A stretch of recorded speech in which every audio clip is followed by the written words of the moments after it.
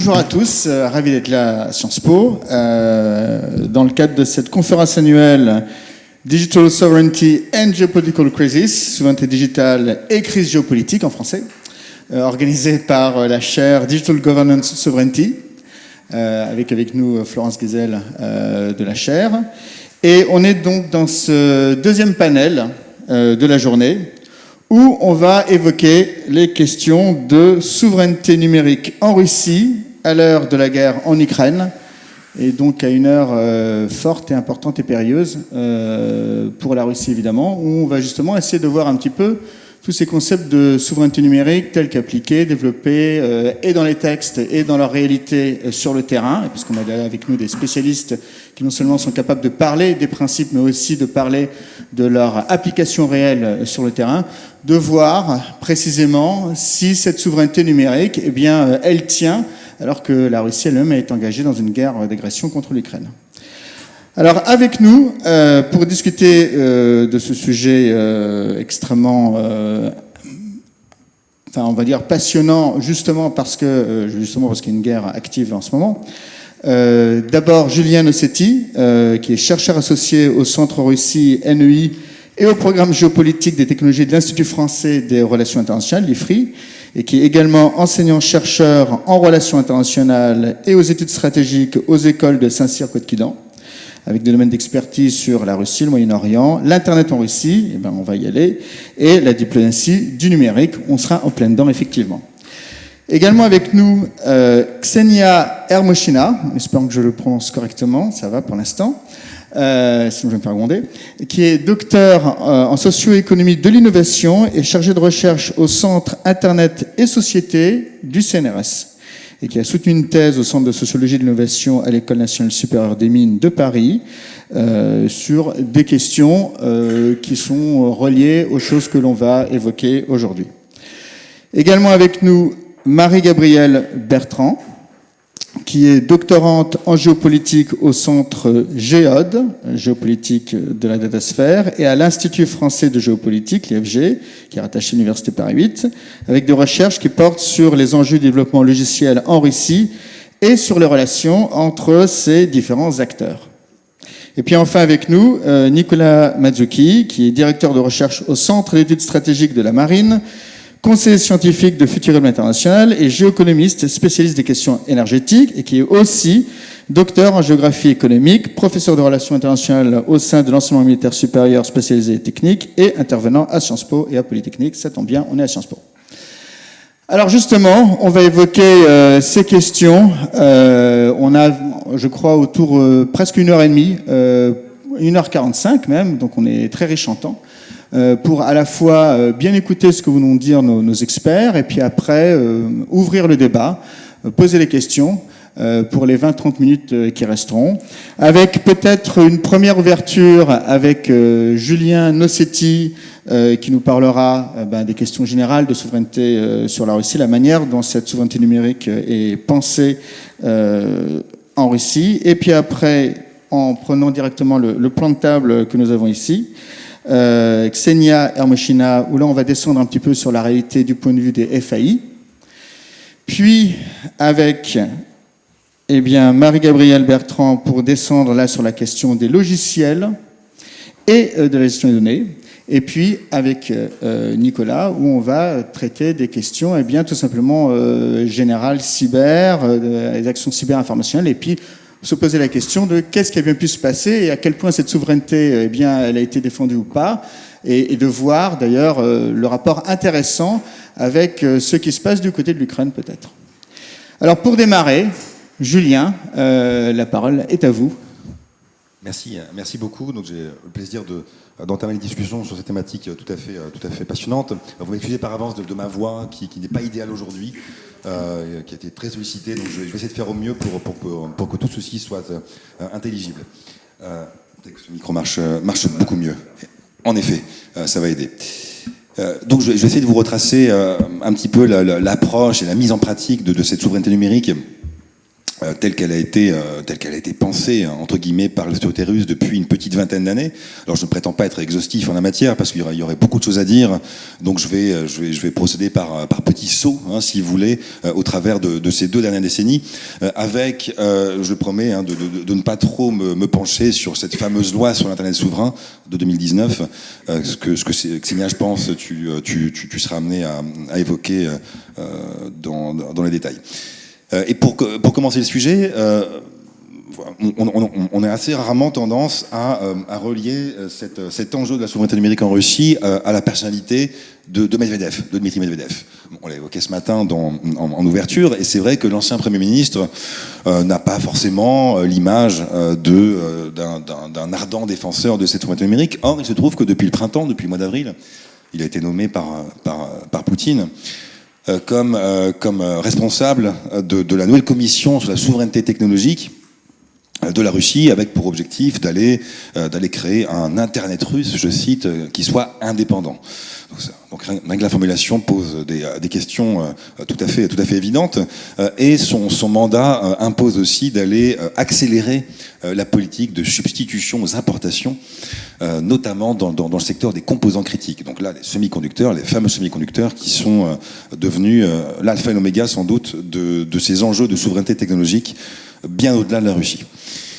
Pourquoi j'évoque Medvedev? C'est parce que, en fait, quand on se replonge il y a encore une décennie, 10-12 ans en arrière, donc vers 2010, pour résumer, Medvedev projetait à l'époque l'image d'un président qui était affranchi de certaines tendances qu'on voit aujourd'hui sur la scène politique russe, qui souhaitait mettre en avant le caractère innovant de l'économie russe, qui se prenait volontiers en photo, en selfie avec Steve Jobs ou Mark Zuckerberg. Vous avez peut-être en mémoire les quelques clichés qui circulent toujours aujourd'hui de ces différents voyages dans la Silicon Valley. Et avec 12 ans de retard, c'est tout à fait cocasse évidemment de voir l'évolution de cette scène technologique russe et de voir la façon dont cette souveraineté numérique a été pensée, mise en pratique, hein, de façon bien négative, en contrepoint pour la société civile et l'industrie nationale. Et avec le recul, c'est vrai qu'on peut très bien estimer que finalement, ce discours très ouvert, très technophile de la part de Medvedev a été une sorte de dérivatif, hein, parce que c'est pendant son mandat de président qu'ont pris forme, au fond, les principaux projets fédéraux de contrôle numérique qui ont été affinés par la suite au cours des années 2010. Donc, une forme d'effet de halo, je pense, qui n'a pas contribué de notre côté, occidentaux, européens, américains, par exemple, à bien saisir la mesure des transformations de cette approche de contrôle numérique qui a été celle de la Russie. Donc, ce que je vais faire dans les grandes lignes, dans le temps qui m'est imparti, c'est de fonctionner par grands points, grandes idées. La thématique se prête évidemment à des considérations très différentes, mais je vais d'abord évoquer un premier point d'ordre général qui finalement qui est celui d'une souveraineté qui est perçue de façon descendante. On a au fond affaire à une thématique qui ne se dissocie pas réellement de l'approche générale de la souveraineté qui est défendue par les autorités russes. Et ça, c'est vrai que depuis l'époque où je m'intéresse à ces problématiques d'Internet en Russie, on voit bien qu'au fond, il y a une constante qui reste tout à fait claire, hein, c'est celle d'une approche qui est fondamentalement hobbesienne de la technologie. Le fait qu'il y a un caractère qui est inhérent à la chose Internet, qui est vraiment un espace beaucoup plus qu'une technologie qui charrie des risques et des menaces de différentes natures, et dont il sera extrêmement important d'aller vraiment éviter les effets de bord. Hein. Donc ça, c'est un premier point très négatif. Les économistes parleront d'externalité négative, et c'est, je pense, tout à fait fondamental quand on évoque ce regard qui a ensuite été celui porté sur la souveraineté numérique. Et c'est pour ça que les années suivantes, vous avez eu une volonté d'aller sécuriser l'espace numérique russe, avec notamment l'emploi de toute une rhétorique de la menace existentielle sur la chose numérique. Tout ceci pour aller infuser aussi en partie le débat public, le débat d'expertise, le débat parlementaire, Je reviendrai peut-être tout à l'heure au rôle du Parlement, avec pour idée aussi d'aller justifier les actions, des dispositions juridiques toujours plus restrictives des libertés au fil des ans. Et ça, cette menace existentielle, elle n'est pas surprenante dans le contexte russe. Elle prend la forme, le plus souvent, d'un complexe obsidional qui est très propre à la pensée stratégique russe et qu'on retrouve dans d'autres domaines, dans d'autres champs d'implication de la Russie sur la question de la Syrie, par exemple, ou évidemment d'autres dossiers internationaux. Donc il n'y a pas de distinction, si vous voulez, entre ces différents domaines. Un deuxième point, à mon sens vraiment important et très spécifique à la Russie, c'est que en fait, il est moins question de souveraineté numérique, du moins jusqu'à récemment, que de souveraineté de l'information. Et ça, c'est quelque chose qui a aussi été, de notre côté, d'Européens, d'Occidentaux, très largement sous-estimé. Donc là, je renvoie une nouvelle fois à des considérations de nature un peu plus sécuritaire. Vous avez possiblement un enjeu de souveraineté de l'information, de souveraineté numérique, qui est perçu en Russie comme étant le fondement de la guerre d'information, telle qu'elle est conceptualisée de longue date par les autorités russes, civiles comme militaires. Et là, si je veux faire un raccourci très rapide, je dirais que la guerre d'information commence à domicile et que le premier enjeu pour les autorités russes serait de bâtir cette souveraineté de l'information. Autrement dit que les contenus qui sont créés, qui sont produits, qui seront échangés, diffusés par les internautes, les citoyens russes, seront intrinsèquement une menace et qu'ils peuvent à un moment constituer un risque pour la stabilité, pour la survie du régime russe. Ça, c'est pas un slogan que de rappeler ça, c'est quelque chose de tout à fait perceptible dans le discours et là aussi les pratiques des autorités russes depuis déjà une bonne dizaine d'années, qui peut se resituer là aussi dans un contexte plus large. J'ai parfois coutume de resituer ça aussi au contexte qui s'est ouvert à partir de la fin des années 80, avec l'ouverture de l'information non censurée aux masses, ce qui s'est confirmé bien évidemment avec la période post-91, avec une forme finalement de pluralisme informationnel extrêmement large, quasi anarchique d'une certaine façon, et ça a pu peser sur les perceptions qu'ont eu la chose numérique des autorités russes à partir des années 2000. Alors, non pas que ça justifie, mais du moins ça a contribué à former cette espèce d'approche, une nouvelle fois de citadelle assiégée, avec l'idée que les Occidentaux, à commencer par les Américains, utiliseraient ces technologies pour aller forcément subvertir la Russie sur ce plan informationnel. Donc vous avez eu quelques jalons qui montrent bien l'évolution de cette pratique côté russe, avec bien évidemment le tournant des printemps arabes, plus précisément la double séquence qui a vu articuler élections parlementaires et présidentielles en Russie en 2011-2012 et les printemps arabes de façon concomitante, et qui ont été l'expression du point de vue des autorités russes de cette subversion ardemment recherchée par les Occidentaux, armés de leur plateforme, des YouTube, des Facebook et consorts. Et ça, c'est une période intéressante aussi parce que c'est un moment où l'opposition politique en Russie trouve un refuge bienvenu sur le web. Donc c'est une fenêtre d'opportunité politique tout à fait claire, avec de nouvelles formes d'activisme politique qui vont se développer sur certaines plateformes, avec, vous connaissez tous évidemment, une personnalité comme Alexei Navalny, qui a su exploiter justement, qui a su assez finement appréhender toutes les potentialités justement de contestation, de mobilisation par ce type d'outils. Bon, ça a été un jalon, à mon sens, extrêmement important. Un deuxième moment, et là qui est plus pratique, je dirais, c'est que finalement cette double séquence, elle sera clé pour expliquer un recours décomplexé au droit de la part des autorités russes à partir de 2012. Alors je ne vais pas vous faire toute la généalogie des lois qui ont été adoptées dans la sphère numérique depuis cette période, depuis le retour de Poutine au Kremlin au fond, mais ça a été, alors ce que j'avais essayé il y a quelques années de formaliser sous une formule qui a été plus ou moins habile, je ne sais pas, mais j'essaie de faire l'analogie entre finalement ce recours décomplexé au droit avec le slogan politique qui avait été celui du début des années Poutine, en gros vers 2003-2005, de dictature de la loi, en essayant de montrer au fond que cette profusion de lois, de dispositions servait à justifier aussi un discours sur la souveraineté et que l'État était le seul acteur légitime à pouvoir être souverain, à pouvoir voter des lois et encadrer les comportements, les usages dans la sphère numérique.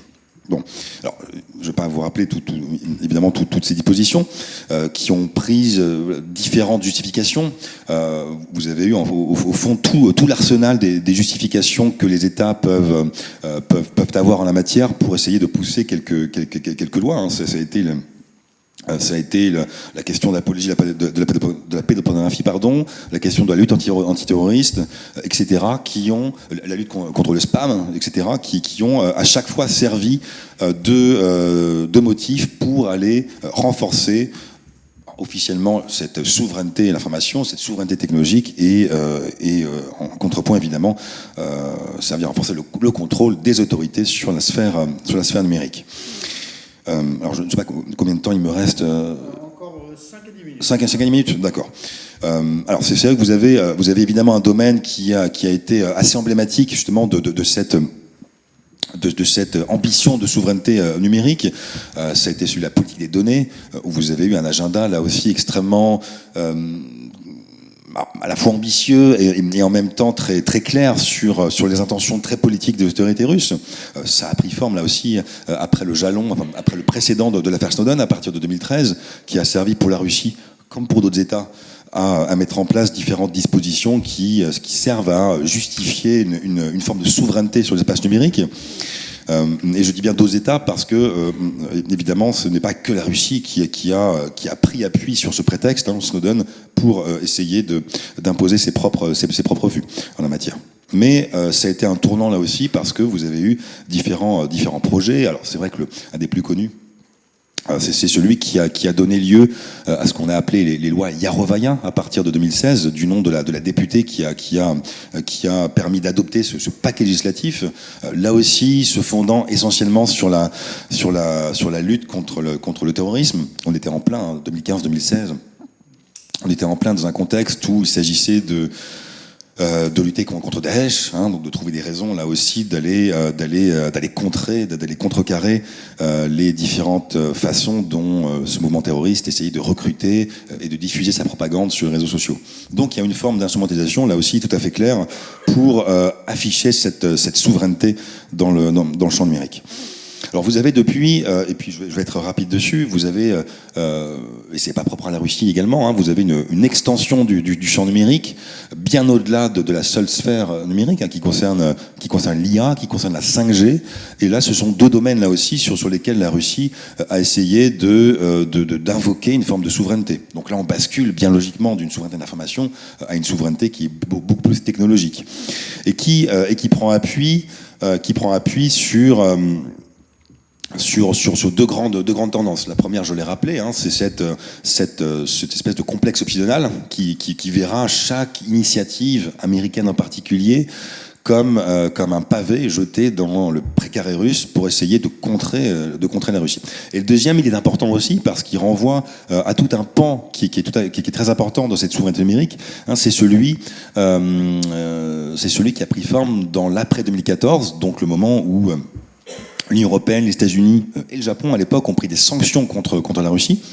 Donc ça a été l'affichage moins d'une souveraineté numérique que d'une politique de substitution aux importations. Donc une volonté, comme en Chine, toute proportion gardée, d'aller indigéniser le secteur numérique et technologique en tant que tel.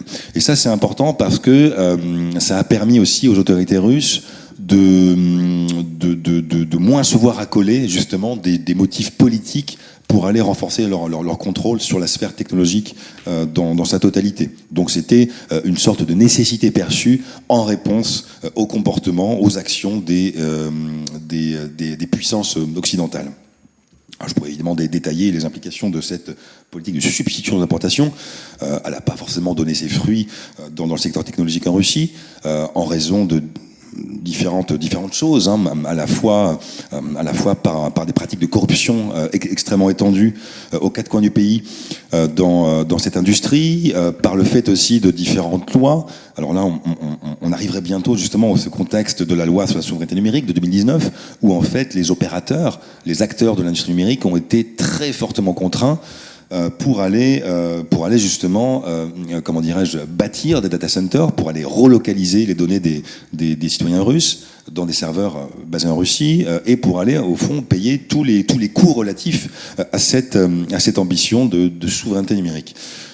Et ça, forcément, ça a donné lieu à des levées de boucliers qui n'ont pas forcément été bien appréhendés de ce côté-ci de l'Europe.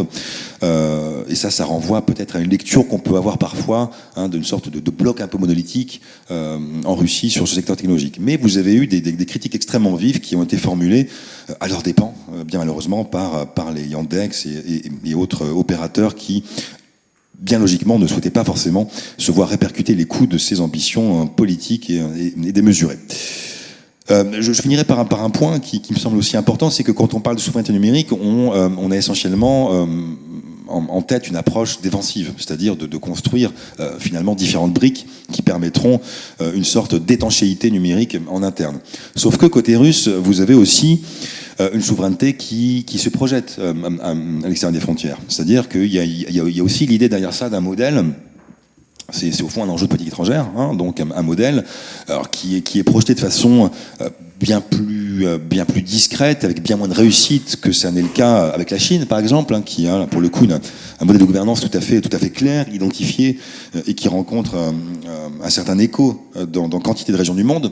Et côté russe, ça a surtout pris forme dans l'espace post-soviétique, hein, que ce soit en Biélorussie, au Kazakhstan ou dans d'autres républiques ex-soviétiques, où il s'est agi à la fois pour les autorités russes d'exporter leur logiciel de surveillance, ce qu'on a appelé les dispositifs SORM principalement, et aussi d'aller exporter avec la technologie le droit russe qui va s'appliquer justement aux usages et aux pratiques de surveillance. Et ça, c'est important, parce que vous avez, alors je ne veux pas dire que c'est un soft power, hein, pour le coup, ce serait exagéré, mais pour le coup aussi des pratiques juridiques qui sont exportées avec cette approche russe.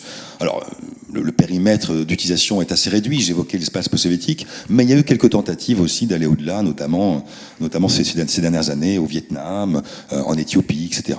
Bon, avec des réussites pas forcément idéales, hein, du point de vue russe, surtout quand on les compare aux pratiques à l'export de Pékin, bien sûr. Mais cette exportation, cette projection se passe surtout dans des arènes de grande politique, hein, essentiellement à l'ONU, et c'est là où le lien en fait avec l'interne et puis l'extérieur est intéressant à faire, parce que vous avez depuis, là pour le coup c'est pas récent, mais ça remonte à quasiment 25 ans, des tentatives de la part de la Russie d'aller imposer son propre modèle de souveraineté de l'information, là aussi, hein, de sécurité de l'information, dans les enceintes de type premier comité de l'ONU, hein, donc qui est responsable des affaires de désarmement, pardon, mais aussi de l'UIT, on en parlait ce matin, ou d'autres enceintes de gouvernance mondiale de l'Internet, avec un activisme certain, alors qui est peut-être plus discret aujourd'hui en raison de la fragmentation de l'écosystème de gouvernance mondiale du cyberespace, mais pour le coup, une approche qui a eu le mérite de la constance, finalement, de la constance des idées, avec une fixation, hein, toujours sur cette idée de souveraineté de l'État dans le champ numérique. Donc une vision, j'expliquais au début de mon propos, extrêmement descendante, et qui ne laisse aucun doute, hein, évidemment, sur les intentions politiques du Kremlin. Donc je vais peut-être m'arrêter là si mon temps est écoulé, en vous remerciant de l'écoute. C'est nous. Merci beaucoup pour ce panorama assez large, assez complet de cette vision russe de la souveraineté. Alors on a évoqué, je sais pas si on m'entend bien, on a évoqué la question de la loi de 2019. Ben justement, Xenia, je crois, vous allez nous expliquer que vous êtes allé directement interroger les personnes en charge de la mise en place de cette loi de 2019. Et voilà. Et donc là, on va avoir la réalité du terrain directement grâce à vous et au-delà. Donc je vous laisse la parole. Merci beaucoup. J'ai préparé quelques images. Il n'y aura pas de texte sur mes slides, mais c'est important de voir à quoi ressemblent certaines technologies que je vais évoquer pendant ma présentation. Pendant que la présentation est en train de charger, je vais dire quelques mots sur le contexte de mes recherches. En fait, il s'agit d'une enquête qui est assez longue, donc je l'ai commencée vers 2017, peut-être même un peu avant. Je m'intéressais aux fournisseurs d'accès en Russie et je leur posais surtout des questions autour de mise en place des solutions de contrôle d'information. Et là, je rejoins Julien quand il parle de la souveraineté d'information plutôt que de la souveraineté numérique, parce que il s'agit bien pas seulement de la couche numérique, mais aussi beaucoup de la couche infrastructure et des composantes minuscules que je vais évoquer par la suite, qui font tourner en fait toute cette machine qui nous paraît de loin, de l'extérieur, être un tout assez stable et qui fait peur, etc. Mais en fait, c'est très composé. J'avais une slide pour démontrer tout ça et elle sera bientôt projetée. Donc, j'ai fait des entretiens, surtout avec des fournisseurs d'accès, surtout à Saint-Pétersbourg, pour plusieurs raisons. Donc, tout d'abord, c'est ma ville natale, mais aussi c'est une ville qui est près de Finlande. Et c'est une ville qui a une histoire d'Internet assez chargée, aussi parce que les universitaires de Saint-Pétersbourg se connectaient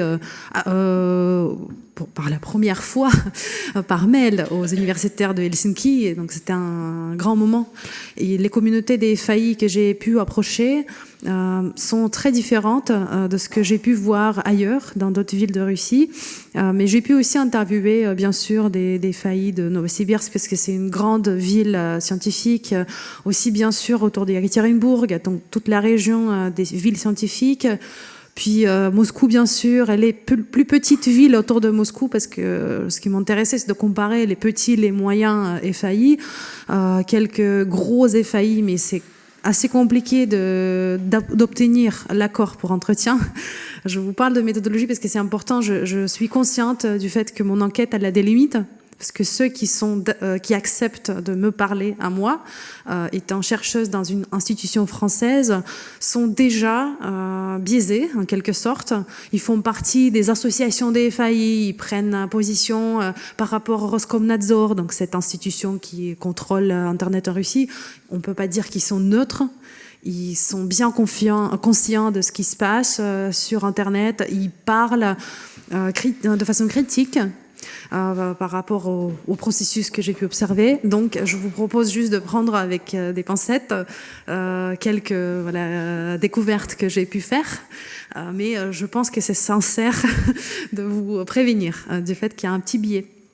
Et pour le contraire, pour un peu ramener un peu plus d'objectivité, si on peut dire, dans ce terrain, j'ai aussi fait donc des observations participantes à des événements, comme des forums de FAI, mais aussi des fabricants des boîtiers SORM. Donc c'est des boîtiers, c'est sur la slide, deuxième slide, je crois que je peux le faire moi. Voilà, c'est un schéma de boîtier SORM pour interception dite légale, surveillance de trafic et des métadonnées des utilisateurs. Donc j'ai pu analyser les documentations techniques pour ces boîtiers, analyser des sites web des fabricants qui produisent ce genre d'équipement.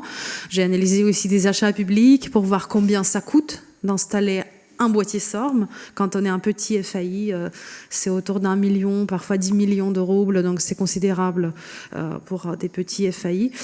J'ai analysé bien sûr des forums, des professionnels et des matériaux des conférences, donc j'ai essayé quand même de combler quelques creux dus à l'impossibilité de faire des entretiens avec ces acteurs. Et j'ai aussi fait l'analyse de trafic. Donc ça, c'est des méthodes expérimentales. Il y a des applications qui permettent à n'importe qui en fait d'analyser si des sites sont bloqués et s'ils sont bloqués, comment.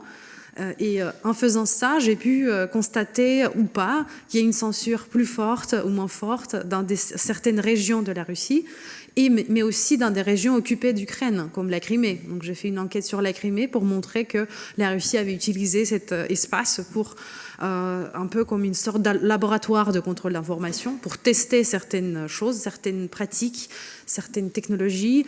Et par la suite, au courant de la guerre, la phase chaude de cette guerre qui dure quand même depuis 2014, on a pu voir comment ces mêmes technologies avaient été sorties de la boîte et utilisées utilisé par exemple dans la région de Kherson. Et je vais vous montrer quelques mèmes parce que c'est important. La photo que vous voyez, c'est l'ex-directeur de Roskomnadzor, Jarov, qui a été fortement critiqué par la communauté des fournisseurs d'accès. Et il y a eu beaucoup de mèmes sur lui avec son visage, mais pas seulement. Ici, ce mème, il montre la façon de contourner en fait les blocages par Roskomnadzor. Mais Roskomnadzor, dont le logo c'est un carré bleu, comme ça, il n'était pas au courant que c'était possible pendant longtemps. Et là, je voulais vous dire que les rapports entre la loi et le code dans le cas russe sont assez curieux, parce qu'on dit code is law, mais en Russie, et je suis d'accord avec Julien, c'est la dictature de la loi, c'est-à-dire que la loi est en avance par rapport au code. Les législateurs proposent des lois, comme la loi Yarovaya, par exemple, mais il n'y a pas encore de solution technologique capable pour mettre en place réellement ce genre de pratique. Par exemple, en 2016, quand la loi Yarovaya a été proposée, elle préconisait le stockage de trafic pour 6 mois, méthodonné pour 3 ans, et finalement, les délais ont été raccourcis par manque d'équipement adapté parce qu'il n'y avait pas assez de capacité de stockage. Et surtout, le principe de la souveraineté par infrastructure, c'est-à-dire « everything is made in Russia », tout doit être fait en Russie, ça a en fait joué un mauvais tour car la Russie n'avait pas de solution technologique propre à elle pour l'instant, capable à respecter les demandes du régulateur. Donc il y avait toujours ce jeu, en fait, c'est pas un jeu, mais il y avait toujours une marge de manœuvre laissée aux fournisseurs d'accès par manque en fait de moyens techniques et par manque de certification. C'est toujours un régulateur qui propose la loi et les FAI qui essaient de la respecter, mais en n'ayant pas de moyens, ils essaient de bricoler. Et le fait qu'il n'y a pas de solution certifiée laisse en fait une certaine liberté au FAI. Donc pendant longtemps, entre 2010, je dirais, quand la première liste des sites extrémistes a été 2009-2010 publiée, et entre 2010 et 2019, je dirais, il y avait quand même beaucoup d'espace de liberté au FAI qui pouvaient contourner, comme les petits fourmis, les blocages de Roskomnadzor. Et un autre cas, en fait, qui a fait que personne prenait au sérieux la loi sur la souveraineté de 2019, c'était le cas de Telegram, et encore un même. Quand Roskomnadzor a bloqué Telegram, en fait, ils n'arrivaient pas à le bloquer. Et je pense que ceux et celles d'entre vous qui suivaient les histoires d'Internet russe, peut-être avaient entendu parler de cette chasse au Telegram qui a duré pendant 2 ans et qui n'a pas abouti. Et là, ce qu'on voit sur le même, donc, c'est Roskomnadzor qui essaie de bloquer Telegram. Or, toute la chambre est cassée. Il a cassé le vase, la fenêtre, etc. Ce même montre bien les dommages collatéraux en fait que la chasse à Telegram a fait. C'est-à-dire que pendant que Roskomnadzor essayait de bloquer Telegram, il bloquait aussi lui-même plusieurs fois. Donc le site de Roskomnadzor ne marchait pas. Il bloquait les sites de Sberbank, la banque, une des banques centrales de Russie, les sites du ministère de Justice, etc. Donc il y a plein d'anecdotes comme ça qu'on peut trouver sur Internet avec des listes de services parfois stratégiques, parfois très très importantes ou techniquement très importantes comme GitHub, qui se voyaient bloqués parce que Telegram avait adopté cette stratégie de blocage par tapis de bombes, Kavrov et Blokirovki. Donc, tout le monde se moquait de Roskomnadzor. Je parle des FAI, des entretiens où j'ai pu noter quelques anecdotes par rapport à ça et bien sonder leur perception de Roskomnadzor. C'est pour ça que quand la loi 2019 est arrivée, la communauté que j'ai interrogée était très sceptique, très critique, et ils ne croyaient pas que la Russie arrivait vraiment à construire un RUNET souverain. Mais avec la loi 2019, en fait, beaucoup de choses ont changé. C'est là où je rentre dans le cœur du sujet. En fait, même la balance de pouvoir, le jeu de pouvoir a été modifié parce que avec la loi de 2019, un nouveau type de boîtier est arrivé. Donc là, je vais vous les montrer. C'est des boîtiers dits TSPU. En fait, c'est pas vraiment des boîtiers, c'est un assemblage technologique.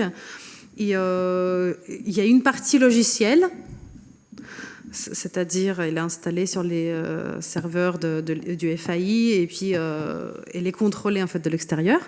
Et cette partie logicielle, elle est fabriquée en Russie effectivement par plusieurs entreprises comme RDPRU, Ecofiltre, c'est une solution qu'ils utilisent, ou par Carbonsoft par exemple. Donc il y a deux fabricants au moins qu'on connaît, il y en a d'autres. C'est une compétition en fait. Et c'est important à préciser que la partie hardware de ces solutions, par contre, elle n'est pas russe du tout. Parce que les solutions utilisées sont par exemple produites par Intel ou Huawei ou Lenovo ou Supermicro. Il y a les cartes réseau qui sont fabriquées par Mellanox et encore Intel. Donc on est loin de souveraineté technologique à proprement parler, mais les discours et la présentation visuelle qui accompagne ces boîtiers TSPU et il présente tout ça comme Made in Russia et j'ai un peu jeté un œil sur les slides de Marie-Gabrielle. Je pense qu'elle va bien montrer cette façade de auto-représentation des fabricants des instruments de contrôle. Et donc ces boîtiers DPI de nouvelle génération, voilà, que vous voyez, il y a plusieurs composantes qui sont nécessaires pour ralentir ou bloquer certains types de trafic, sont installés par des agents habilités des services comme Roskomnadzor et FSB, qui viennent en fait installer ces objets dans des cages fermées à clé. Et donc, les FAI ne peuvent pas modifier ou réparer quoi que ce soit sans avertir les services responsables, en fait. Et le pouvoir d'activer ces installations est décentralisé, c'est-à-dire, il est recentralisé. Il est entre les mains des services de l'État et pas entre les mains des FAI. Et ça change beaucoup par rapport à ce qu'on a vu avant, quand je disais qu'il y avait beaucoup de marge de manœuvre, que les FAI pouvaient faire semblant qu'ils bloquent des sites alors qu'ils ne le font pas, qu'ils disaient qu'ils avaient installé SORM alors qu'ils n'avaient pas. Donc, cette flexibilité, elle a disparu avec TSPU. Ils perdaient leur marge de manœuvre et la capacité de contourner la loi ou ne pas filtrer de trafic ou le filtrer moins. Mais il faut dire que là, on arrive à un assemblage qui est très complexe à partir depuis 2019 parce que d'un côté, les sites sont bloqués depuis le haut par le centre, les autres sites sont bloqués par les FAI eux-mêmes. Donc il y a la vieille génération plus la nouvelle génération d'outils. Par exemple, Twitter a été ralenti grâce à ça en 2020. Et le site de Navalny, l'opposant de Poutine, a été aussi bloqué grâce à ce genre d'outils en 2021. Et plus récemment, certains protocoles VPN ont été également ralentis ou bloqués à l'aide de TSPU, sans que ces sites ou services fassent partie du registre des sites bloqués, c'est-à-dire qu'ils ne sont pas juridiquement interdit. Donc il n'y avait aucune procédure légale pour inclure ces sites ou Twitter, VPN ou sites de Navalny dans des blacklists. Et du coup, dans ce sens, Roskomnadzor obtient une certaine souveraineté, comprise dans le sens de Carl Schmitt, en fait, comme une possibilité de décider de l'état d'urgence et donc de l'application, de la non-application de la loi, à la fois par rapport à la communauté technique des FAI et par rapport à la justice. Donc, ils activent le TSPU et bim, ils n'ont plus besoin d'aller voir un tribunal ou de prouver pourquoi ceci doit être bloqué. Et nous avons vu effectivement plusieurs cas d'usage efficace de TSPU depuis 2019. Or, nous savons aussi, par les entretiens et par quelques fuites d'informations, que seulement 60% des FAI russes sont équipés en ce machin-là. Donc, il y a 40% au moins, peut-être moins maintenant, qui ne l'ont pas. Mais en revanche, ça devient de plus en plus compliqué de se passer de ces outils. Les autres mesures prises dans le cadre de la loi 2019 concernent l'élargissement de la zone de contrôle par le Roskomnadzor des infrastructures de communication. Par exemple, ils commencent à contrôler les zones d'échange de trafic, les points AX, Internet Exchange Points. Maintenant, ils sont sous inspection et surveillance, donc ils sont obligés de fournir les listes de tous les FAI qui passent par leur hub. Les câbles transfrontaliers aussi sont listés, sont étudiés et bien répertoriés. Et le routage BGP, les tableaux BGP sont étudiés avec scrupule maintenant. Et on a eu même plusieurs essais en août 2022. contre les attaques BGP hijacking, donc c'est-à-dire contre le reroutage forcé du BGP. Mais certains acteurs que j'ai interviewés indiquent les erreurs dans les données du RKN, par exemple concernant les routages transfrontaliers, c'est-à-dire qu'ils ne savent pas combien il y a de passages de frontières. Donc ça nous laisse un peu en doute quant à la réelle connaissance en fait, du terrain par le Roskomnadzor. Et les autres essais qui ont eu lieu cette année concernent les serveurs DNS. Donc, ils ont commencé à localiser les serveurs DNS à l'intérieur de Russie et sans faire aucune relation à ICANN, par exemple. Et donc, ça a plutôt bien passé, ces essais-là, mais surtout sur les sites russes. Donc, on ne sait pas comment ça va passer si on essaie de se connecter aux sites qui sont en dehors de la Russie. Et de plus, il y a plusieurs satellites du nouveau type, comme Ganets-M ou Skifday, qui ont été récemment lancés pour assurer un backup de connectivité en cas de coupure d'Internet depuis l'extérieur. Et là, je termine avec un petit point sur les sanctions internationales pour juger si la loi 2019 est une réussite ou pas. En fait, c'est intéressant parce que les sanctions internationales, suite à l'invasion de l'Ukraine par la Russie en février 2022, ont un impact assez fort sur les infrastructures de contrôle d'information et ont montré en fait une dépendance profonde du projet du Runet souverain par rapport au marché occidental des composantes électroniques. Donc en fait, les solutions SORM par exemple, et même les solutions de communication à destination de l'armée, utilisent des processeurs Intel toujours. Là, j'ai fouillé dans un manuel de 200 pages pour une solution Protei. C'est une entreprise qui existe depuis 2002 et elle est assez intéressante, assez shady comme on dit. Je sais qu'ils exportent leur solution DPI en Iran, là actuellement par exemple. Ils exportent, comme Julien a parlé, de pratiques juridiques qui sont exportées. Il y a aussi des équipements comme DPI de Protei à Kyrgyzstan, à Ouzbékistan, à Bahreïn, etc. Donc il y a une liste de pays, en Syrie. Mais dedans, en fait, il y a une forte dépendance des processeurs Intel. Pour l'instant, la Russie n'a pas leur propre processeur à 100% made in Russia parce que les processeurs dits russes Baikal ou Elbrus, en fait, sont faits en Taïwan. Et cet été, Taïwan a arrêté en fait la coopération avec la Russie sur ces processeurs. Or, en fait, j'ai aussi analysé les matériaux de la dernière conférence des opérateurs de communication russes qui disent, comme ça, sans aucune censure, en direct sur YouTube, comme nous, là tout de suite, que l'importation parallèle des composantes électroniques depuis l'étranger continue, malgré les sanctions. Donc, ils avouent qui continuent à recevoir des pièces nécessaires pour fabriquer SORM, pour fabriquer les TSPU, pour mettre en place les solutions pour la loi 2019. Donc, ils continuent à être alimentés en composantes, malgré tout. Et juste pour finir, les experts que j'ai interviewés pour mon enquête disent en fait que cette loi 2019 risque d'avoir des dommages collatéraux trop sévères pour la Russie elle-même. Par exemple, si on prend les iPhones, si on coupe vraiment la Russie de tout trafic étranger, ils se transformeront en briques, comme ils disent. Ils pourront probablement plus fonctionner. Il y a certains services stratégiques, comme les banques, qui risquent aussi de subir des déconnexions et ralentissements. Et cette dépendance infrastructurelle du Runet a été déjà révélée pendant l'affaire Telegram, quand on a découvert que des services du gouvernement étaient en fait hébergés sur des serveurs Amazon. Et certaines républiques ex-soviétiques sont aussi dépendantes en fait de la Russie en ce qui concerne leur trafic, comme le Kazakhstan par exemple. Et ils risquent de subir des shutdowns ou problèmes sévères de qualité de connexion.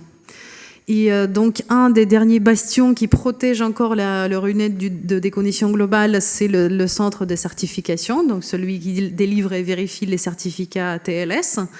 Et il s'avère que les centres de certification qui sont utilisés en Russie ne sont pas russes, en fait. Donc là, après les sanctions en 2022, dans le contexte de la guerre en Ukraine, Sberbank a proposé de développer un centre national de certification, mais cela risque d'induire des problèmes d'interopérabilité parce qu'il y a des pays qui refuseront d'accepter les certificats distribués en Russie. Et le principe d'allocation des adresses IP est aussi un facteur qui freine vraiment la réalisation de la loi 2019, parce que la Russie reste liée à l'espace IP européen, même aujourd'hui, qui est géré par RIPE NCC. Et c'est intéressant parce que j'ai regardé la polémique interne de RIPE. Est-ce qu'on doit sanctionner la Russie ou pas? Et le directeur de RIPE NCC, Alexis Semeniak, est ukrainien, mais il est toujours en contact direct avec plusieurs grands acteurs du RUNET. Il est toujours ouvert, malgré la guerre, à des pas de collaboration, à un dialogue avec la société civile des experts télécoms, donc à des associations des FAI. Et il n'y a pour l'instant pas vraiment de décision quant à la coupure de la Russie de l'espace IP européen. Et donc, je conclus, désolée. La Russie semble aussi manquer de ressources humaines nécessaires pour mettre en place le projet du RUNET souverain, vu l'exode massif des IT-chniki, donc les développeurs informaticiens après la guerre, le février 2022. Et même si les efforts de Kremlin pour mettre en place le RUNET souverain ont considérablement grandi, en fait, le projet reste incomplet, et surtout pour des raisons de dépendance d'infrastructures de la Russie, par exemple des composants, des services, des logiciels, mais aussi des organisations étrangères. Et voilà, je termine, je suis désolée, j'ai dépassé mon temps. Non, c'était passionnant, merci. Alors là, on a un tableau très complet au niveau des infrastructures, assez sidérant, il faut le dire. On va aller un peu plus loin au niveau des logiciels et des données avec Marie-Gabrielle. Je vous laisse la parole.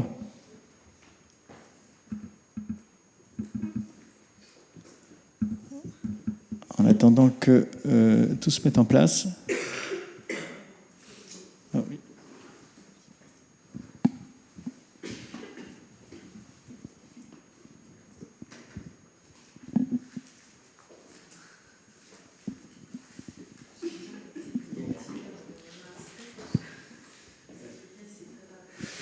En fait, elles sont sur le bureau. Ouais, elles sont... non, c'est pas celle-ci. Je pense qu'elles sont derrière moi, en fait. Ouais.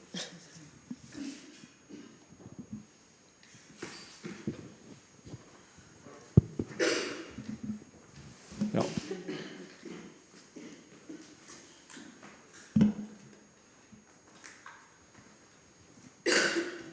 Voilà, alors on a les slides. Marie-Gabrielle, Ouais, c'est bon. La parole est à vous. Ouais, ok, je vais rester debout, c'est plus simple. Oui, alors du coup, je vais vous parler donc, justement des logiciels dans le cadre de la loi, de la situation actuelle en Ukraine, en fait, en lien donc, avec les concepts qu'on a évoqués tout à l'heure, donc, que Julien et Ksenia ont déjà évoqués. Je reviens rapidement sur les années 2010, en fait, où on se rend compte que, donc, sous le mandat de Dmitry Medvedev, on a des mesures de protection de la donnée et de l'information qui circule en ligne en Russie, avec derrière des buts économiques et géopolitiques et stratégiques, qui sont justifiés en 2013 par les révélations d'Edward Snowden, donc sur la surveillance de l'Internet mondial par les Five Eyes. En fait, ici, la problématique de la sécurité des infrastructures informatiques en Russie est mise en avant, comme dans d'autres pays, donc, notamment les BRICS en particulier, Brésil, Inde, Chine et Afrique du Sud, enfin moins l'Afrique du Sud du coup, mais en tout cas le Brésil, l'Inde et la Chine, qui vont poser cette question justement de la mise en place de protection dans le domaine du numérique pour éviter la surveillance justement des Five Eyes, aussi bien du point de vue infrastructurel, comme l'a présenté Ksenia, et du point de vue des logiciels aussi qui sont employés sur les infrastructures publiques.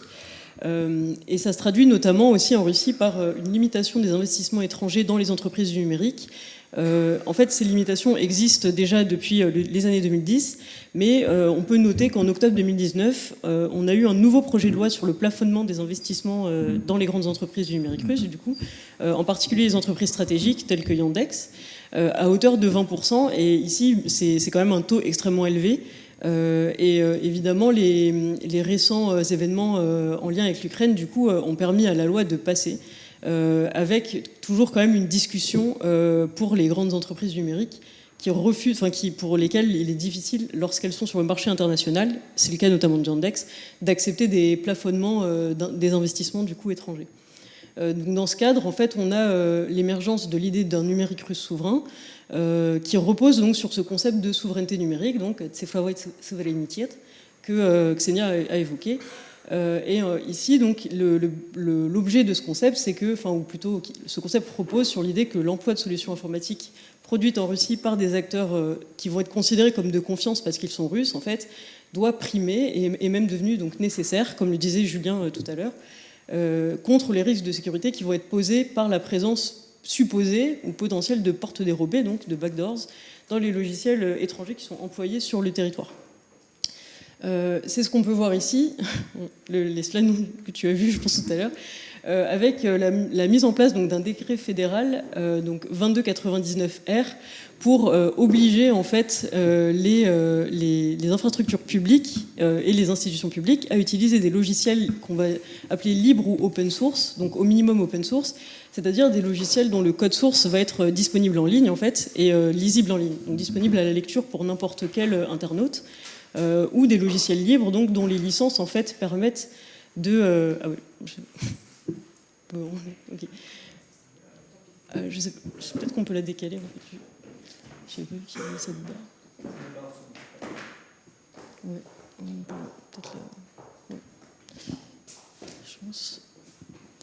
Ouais. Donc du coup, en fait, donc les logiciels libres qui, en fait, vont reposer sur des licences qui permettent notamment de réutiliser le code, en fait, le code source des logiciels qui sont produits sous ce type de licence.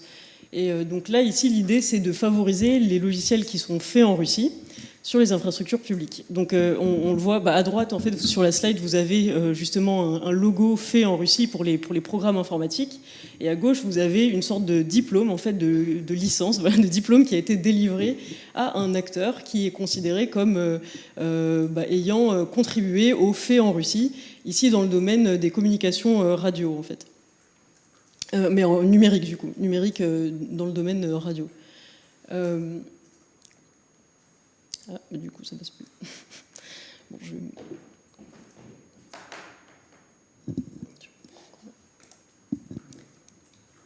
Ok.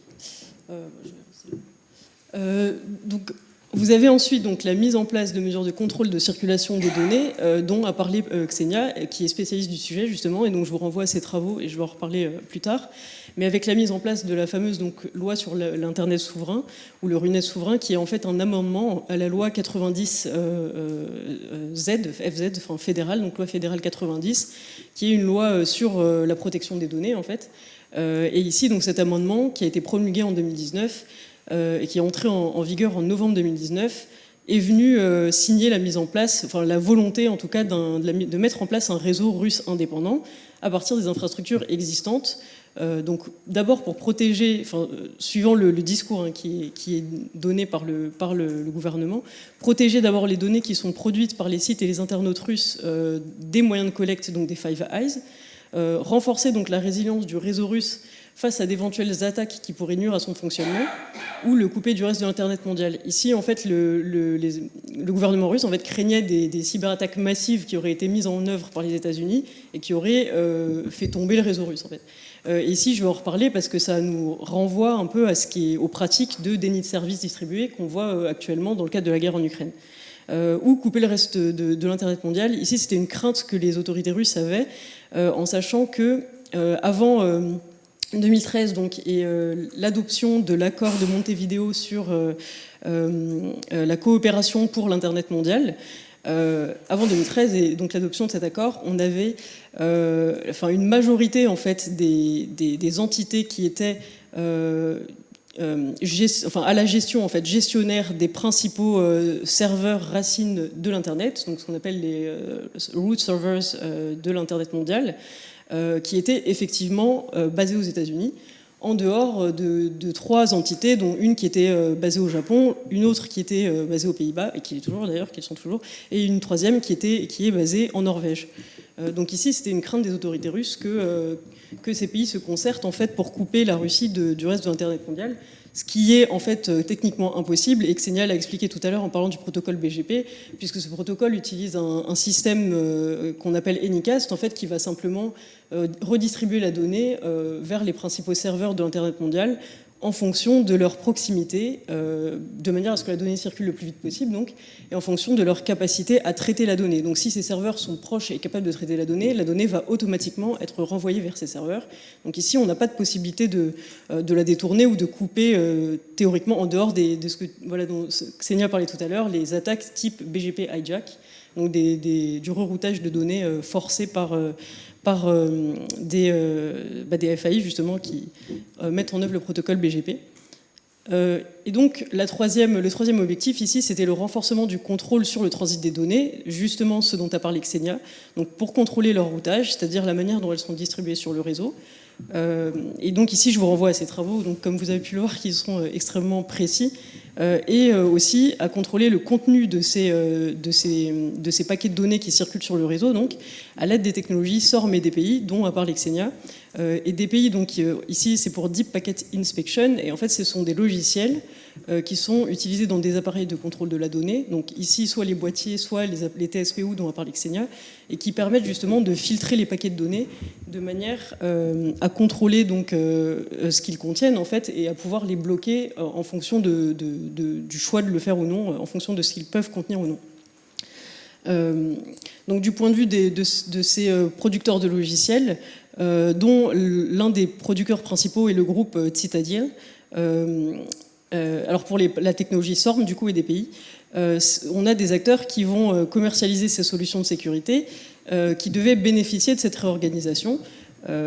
Avec donc ici ce groupe Citadel qui a différentes entreprises, entités qu'il a en fait phagocytées au cours des dernières années, de manière en fait à finalement monopoliser en fait le marché des logiciels de surveillance. Donc ici on a un acteur qui a fini par absorber tous ses concurrents au cours entre 2015 et 2019 du coup, et après avoir du coup absorbé tous ses concurrents, monopolise aujourd'hui ce marché. Et on a des acteurs, bien sûr, pour qui cette mesure représentait dès le départ une source de dépenses obligatoires, donc les FAI que Ksenia étudie et qu'elle a interrogé, et pour qui donc s'équiper de boîtiers et de logiciels était particulièrement coûteux, pour qui embaucher aussi des consultants spécialisés rattachés à l'agence RKN, donc Raskomnadzor et au FSB, était aussi coûteux, puisque évidemment derrière, en dehors de l'installation de ces boîtiers et de ces logiciels, on a aussi l'obligation de payer des formations pour les FAI, enfin ils doivent payer des formations, etc. Donc évidemment c'est coûteux. Et donc ici des difficultés techniques aussi qui sont liées à la réorganisation des infrastructures réseau de ces FAI, dont a parlé Ksenia justement. Donc ici beaucoup de limites, et en fait donc ici ces mesures doivent être pourtant renforcées, donc malgré ces limites, avec une utilisation donc, de logiciels de sécurité qui est censée être renforcée dans les années qui vont venir, puisque avec donc, dans le cadre de la guerre en Ukraine, donc, on a un focus des autorités sur la mise en place de ces systèmes de surveillance, notamment SORM, qui sont installés en réalité depuis le début des années 2000 sur le réseau russe.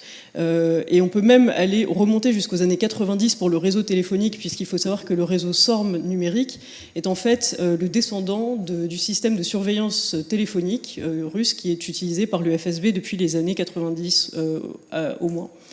Ici, je renvoie également aux travaux de Ksenia, qui a travaillé avec Francesca Musiani et Benjamin Loveluck sur justement ces boîtiers de surveillance SORM, les producteurs de ces boîtiers, les relations qu'ils ont aussi avec l'État, etc. Donc ici, je vous conseille vraiment leurs articles. Et donc ce système de surveillance a été renforcé en 2016 avec la mise en place du paquet de loi Yarovoya, dont a parlé Julien tout à l'heure. Donc en fait les lois fédérales 374 et 375 qui vont forcer justement les FAI à installer ces solutions. Et ici donc ces solutions SORM sont aussi renforcées avec l'usage des solutions DPI dont je parlais tout à l'heure. qui doivent être justement mises, leur installation doit être justement renforcée sur le réseau l'année prochaine, donc en 2023, en accord avec la volonté des autorités donc de mieux contrôler la donnée qui transite sur le réseau dans le cadre justement de la guerre en Ukraine. Avec une focalisation ici sur la cybersécurité. En fait, ce qu'il faut savoir, c'est qu'après les premiers jours du lancement officiel de la guerre en Ukraine, donc le 24 février de cette année, les autorités russes ont pris conscience que certaines de leurs infrastructures numériques n'étaient pas assez robustes pour continuer à fonctionner normalement en cas de cyberattaque.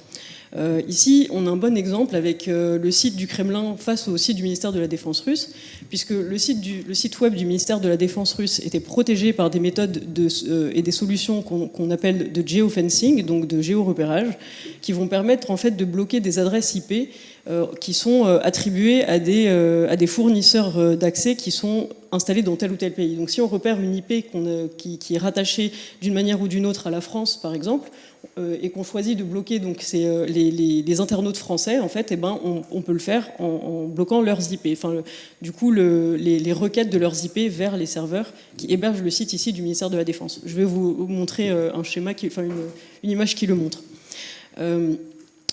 Tandis que ce site du ministère de la Défense était protégé par ces solutions de géofencing dès le début de la guerre, en fait, du lancement officiel de la guerre, le site web du Kremlin, en anglais, que je vous mets ici, a lui été mis hors service après un flot d'attaques de déni de service distribué, donc les attaques qu'on appelle DDoS, contre son DNS principal, donc son nom de domaine principal. Ici, le site du Kremlin en anglais est donc tombé, mais il faut savoir que par ailleurs, ses principaux sites miroirs en russe, donc en fait des sites qui sont accessibles à travers un nom de domaine en fait qui est rattaché, enfin qui permet de renvoyer vers le même site avec un nom de domaine différent en fait. Ces principaux sites miroirs en russe sont restés, eux, accessibles pendant et après les attaques DDoS massives qui ont été mises en œuvre au début du conflit, donc, contre les sites ici du Kremlin, grâce à des méthodes donc, de redondance en fait, de leur hébergement, donc, notamment le fait d'avoir des sites miroirs justement, qui permet d'avoir une redondance dans l'infrastructure qui reste accessible en cas justement d'attaque. Donc ici, les sites en russe sont restés accessibles.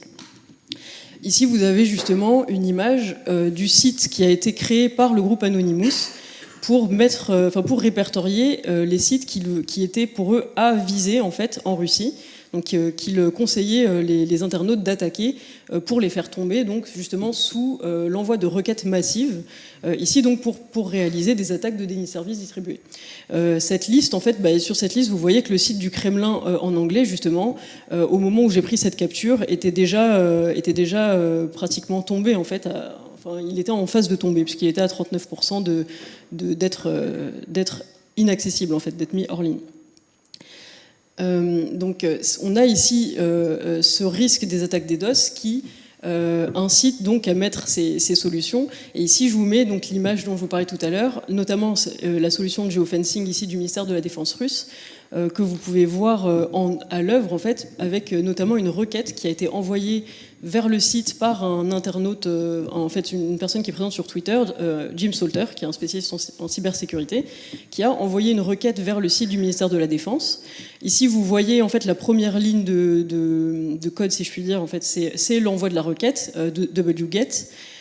Qui va en fait faire un ping, ce qu'on appelle un ping, donc qui va envoyer en fait de la donnée vers le serveur du ministère de la Défense russe, ici pour récupérer, en fait, pour faire une demande en fait de connexion et une demande de téléchargement du site. Et en fait, vous voyez en bas, je précise qu'il utilise l'argument O qui lui permet donc d'enregistrer les résultats de l'exécution de sa commande, donc de l'envoi ici de cette requête dans un fichier. Et en fait, vous voyez ici que le nom de domaine, en fait, le site du ministère de la Défense russe, face à cet envoi de requête, face à ce ping, envoie une réponse qui est l'erreur 418. Donc ici, on a un refus de connexion avec le renvoi d'une erreur. Voilà, donc en fait, face à ce type de risque d'attaques de déni de service majeures qui sont beaucoup plus importantes depuis le lancement du conflit officiel en Ukraine, donc, l'agence Roskomnadzor donc, entend installer de nouvelles solutions DPI sur les systèmes du gouvernement et sur les infrastructures en général donc du RUNET en 2023, et notamment en particulier donc à partir des produits de l'entreprise qu'on appelle entreprise centre principal de radiofréquence. Donc ici c'est bien une entreprise hein, mais une entreprise publique en fait à capitaux majoritairement publics. Donc Glavny Radiochastnosti Centre, qui dépend justement de l'agence Roskomnadzor. Et donc cette entreprise produit des solutions qui sont censées protéger les infrastructures russes contre les attaques de déni de service. Donc depuis la mise en œuvre en fait de ces travaux, on a l'émergence d'un système de protection que les autorités appellent donc le système national de sécurité contre les attaques de déni de service distribué, Nationalnya System Защиты от DDoS Attack. Donc ce système qui est censé protéger l'ensemble du réseau à l'aide de logiciels donc produits par cette entreprise. Ici, je précise que ça renvoie à ce que disaient à la fois Julien et Ksenia aussi tout à l'heure, derrière évidemment à des enjeux de captation des contrats publics par les entreprises qui produisent des logiciels en Russie, et en particulier dans le milieu de la sécurité, puisque évidemment ces entreprises qui produisent des logiciels de sécurité sont particulièrement sollicitées aujourd'hui, et elles le savent. Elles savent qu'elles peuvent avoir des contrats publics particulièrement importants aujourd'hui, étant donné l'augmentation importante des cyberattaques qui ont lieu contre les infrastructures russes depuis le début officiel de la guerre en Ukraine, depuis février donc, de cette année. Ce qui fait que je conclus là-dessus. Le lancement officiel donc, de la guerre en fait, a conduit à réaffirmer des principes qui étaient déjà mis en avant depuis plusieurs années, celui des technologies domestiques, de technologies domestiques, donc technologie, de souveraineté numérique, aussi, et aussi de l'indépendance et de l'autonomie du RUNET, et aussi du renforcement du contrôle des infrastructures numériques par l'État, suivant ce que Ksenia appelait tout à l'heure une perception ou des objectifs schmittiens, en fait, une perception schmittienne de l'État, donc de Carl Schmitt, et aussi au renforcement des logiques de captation des marchés publics, comme je le disais, dans les domaines de la sécurité et de la sécurité de l'information, donc par différents acteurs.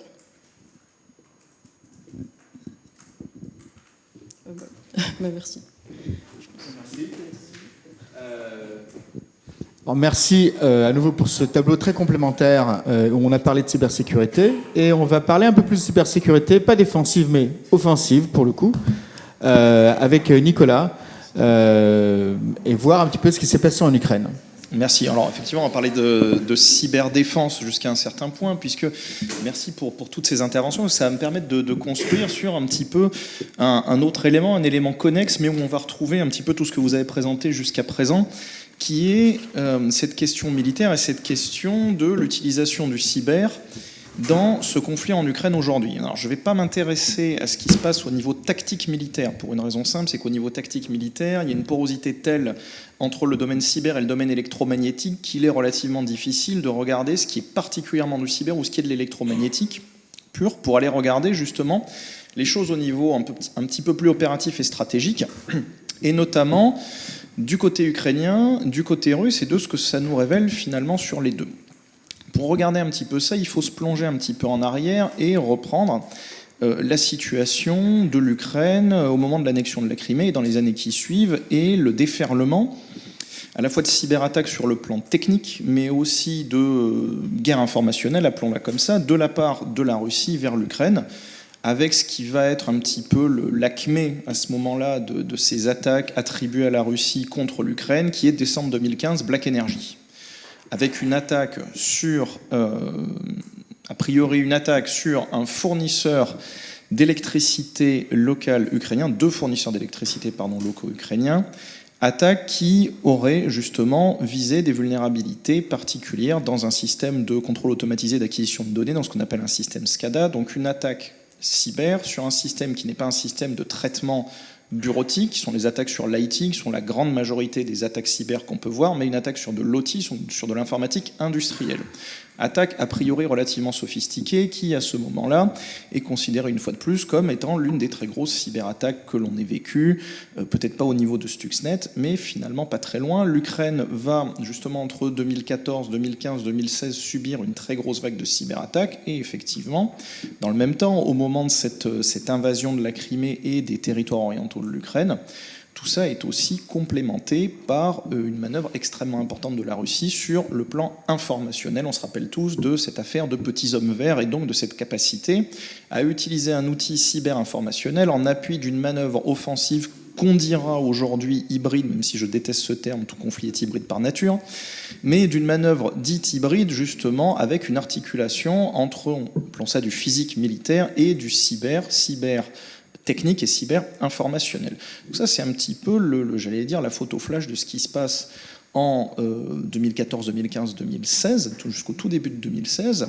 Et finalement, quand on va se projeter aujourd'hui en 2022, quelle est la situation? Donc on peut se dire, si on capitalise sur cette situation justement du milieu des années 2010, on aurait pu se dire qu'aujourd'hui, conflit ouvert entre la Russie et l'Ukraine, même si techniquement pour la Russie ça n'est pas un conflit, ça n'est qu'une opération spéciale, mais on aurait pu considérer que là, et c'est ce qui était attendu par un grand nombre de spécialistes de la question cyber, le cyber-Armageddon était à nos portes.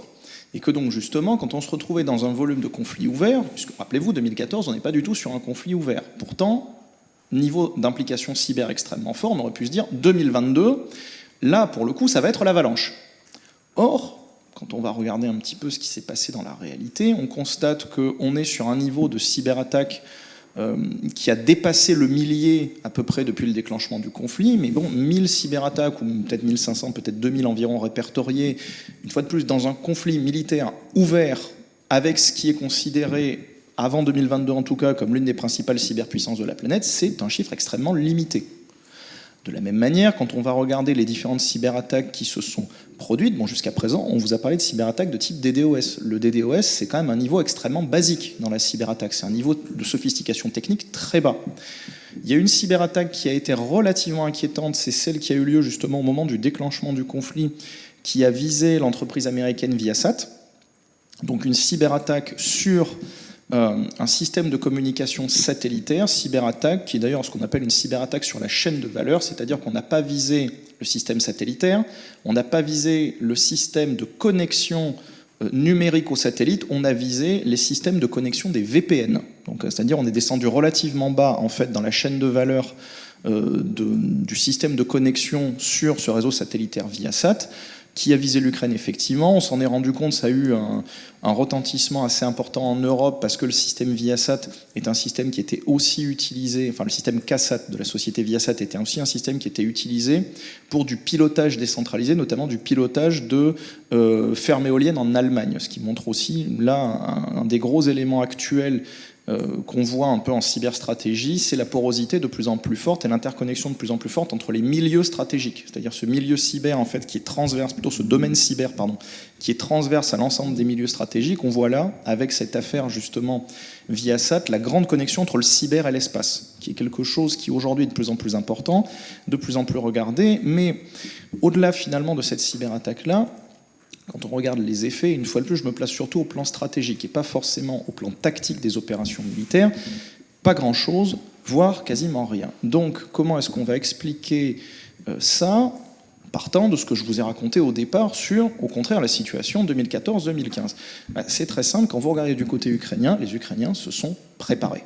Donc là, j'allais dire, ce que je vais vous dire, on n'a rien appris de domaine fondamental, il n'y a pas de percée conceptuelle dans ce que je vais vous raconter, mais on a la validation d'un principe de cybersécurité et de cyberdéfense que tout le monde répétait depuis des années, c'est si vous êtes bien préparé sur le plan humain, informationnel, technique, là vous êtes bien protégé. Voilà. Et ça valide une fois de plus en creux toutes les politiques de cyberdéfense et de cybersécurité qui sont soyez conscient de vos vulnérabilités, soyez conscient des modes d'action de l'adversaire et investissez. Que s'est-il passé? On commence en 2016 et c'est là que va être un petit peu la brique, j'allais dire fondatrice de cet élément-là, c'est la publication de la cyberstratégie de l'État ukrainien. C'est le document fondateur par rapport à ça, qui est un document extrêmement intéressant. Pourquoi? Parce que déjà, il désigne l'adversaire. Donc on est sur un document national de cybersécurité, cyberstratégie, mais au travers duquel la Russie est nommément mentionnée comme étant l'adversaire. Donc ce qui permet aussi d'avoir véritablement, alors évidemment, là aussi, ce que je vous raconte n'est pas surprenant, mais d'avoir là aussi véritablement la vision de dire, quand on se prépare vis-à-vis d'une menace spécifique dans le domaine cyber, on est là aussi beaucoup plus fort et beaucoup plus résilient. Donc dans cette cyberstratégie ukrainienne, c'est tout à fait mentionné. Et surtout, l'autre élément très intéressant de ce document de cyberstratégie ukrainien de mars 2016, c'est aussi la nécessité, qui a d'ailleurs été mise en œuvre par la suite, de l'implication non seulement des services étatiques, des services militaires, mais aussi de la société civile.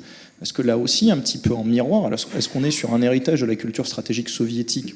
Point d'interrogation, mais les Ukrainiens, de la même manière que les Russes, ont aussi une vision de l'espace cyber comme étant aussi, voire avant tout, en Ukraine c'est un petit peu différent, mais voire de manière très forte un espace de communication, donc un espace dans lequel le domaine informationnel et le domaine cybertechnique sont totalement imbriqués et j'allais dire quasiment indissociables.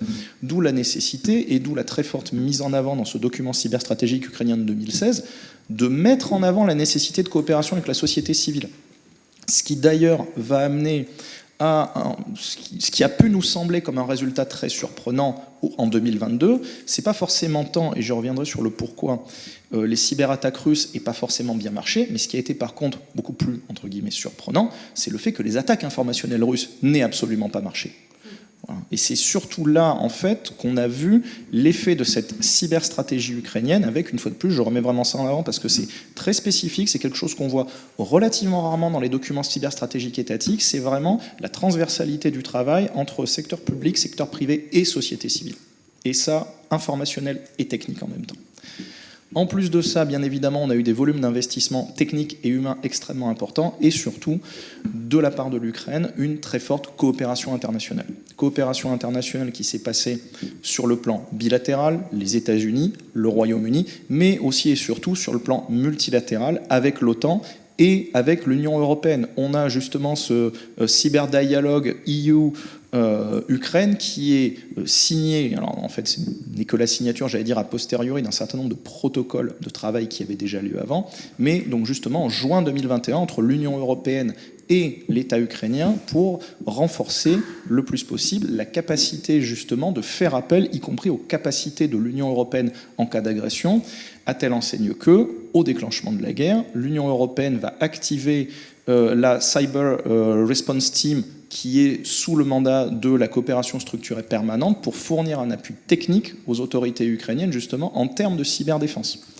De la même manière que notamment les alliés anglo-saxons vont fournir là aussi immédiatement, notamment le US Cyber Command, des capacités justement de protection et des capacités de réponse militaire au profit des forces ukrainiennes pour protéger contre les cyberagressions qui pourraient venir de Russie.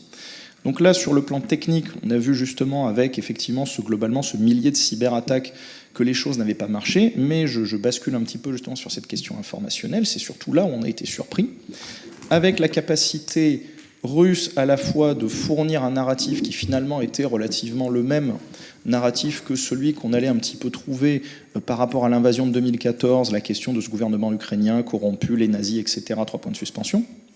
Donc finalement, plutôt, j'allais dire, le grand frère russe qui vient en aide à la population ukrainienne contre ses propres dirigeants, sauf que là aussi, une fois de plus, population bien préparée, et donc ça n'a absolument pas pris, au contraire même, quand vous regardez la guerre de l'information, elle a très rapidement été gagnée, avec beaucoup de guillemets, du côté ukrainien, avec totalement un renversement, sachant que la Russie a quand même essayé de monter un petit peu en gamme, et où on a vu apparaître, dans un conflit ouvert, le premier deepfake, c'est-à-dire la première utilisation du détournement, voix plus vidéo d'un acteur politique connu, donc qui est le président Zelensky, sauf que le deepfake en question était d'un niveau absolument atroce, ça se voyait immédiatement, et deuxièmement, et c'est là où c'est aussi extrêmement important en termes de résilience de la population, n'a été diffusé qu'au travers de chaînes Telegram qui étaient elles-mêmes déjà pro-russes. Donc quand on voulait faire de la communication stratégique et notamment de l'influence, on va dire, du Black Psyops plutôt vis-à-vis d'une population, si vous communiquez uniquement par rapport à vos propres canaux, bon, ça va avoir quand même un effet extrêmement limité.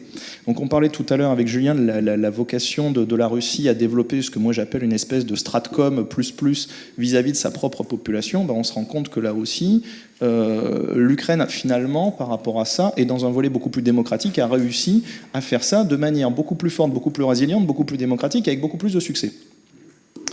Mais ça, cette capacité de l'Ukraine, j'allais dire, à résister, elle nous renseigne à la fois justement sur la mise en place et les travaux qui ont été entrepris par l'armée ukrainienne, le gouvernement ukrainien, etc., depuis, une fois de plus, ce pic de cyberattaques qu'on a eu en 2015, mais elle nous renseigne aussi en creux sur ce qu'un certain nombre de personnes écrivent et disent depuis plusieurs années, c'est-à-dire la surestimation extrêmement forte des capacités cyber-offensives de la Russie.